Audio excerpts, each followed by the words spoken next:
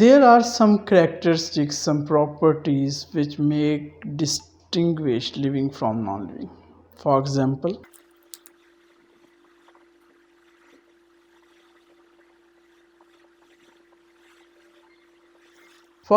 respiration, locomotion, growth, excretion. These are all the symbols of life. इनमें एक और बहुत अहम करेक्टर है, it is a reproduction, and reproduction is quite different and unique from all these processes. एक जो बच्चा है अपनी पैदाइश से ही सांस ले रहा है, थोड़ा बड़ा हुआ तो हर चलना फिरना शुरू कर दिया, ग्रोथ होना शुरू हो गई, यूरिनेट पहले दिन से कर रहा है बर्थ के, but reproduction is unique because it can switch on. Initially it is a switch off, एक ख़ास उम्र के बाद, एक ख़ास एज के बाद, चाहे वो प्लांट्स हों या एनिमल्स हों, ये सिलसिला स्टार्ट होता है। And in majority of animals there is present a well marked sexual dimorphism.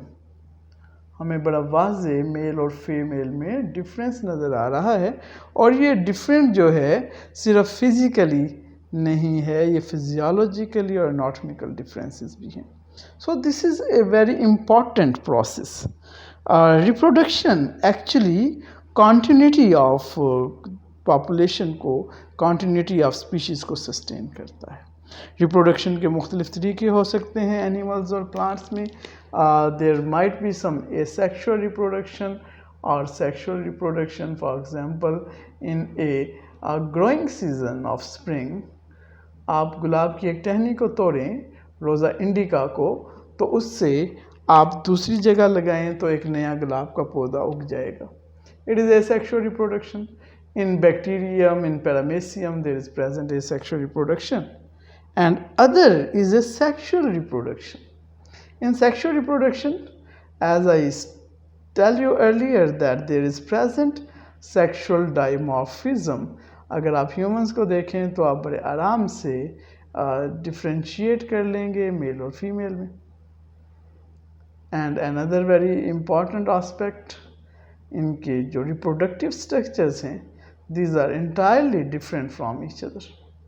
So we have to learn about reproduction.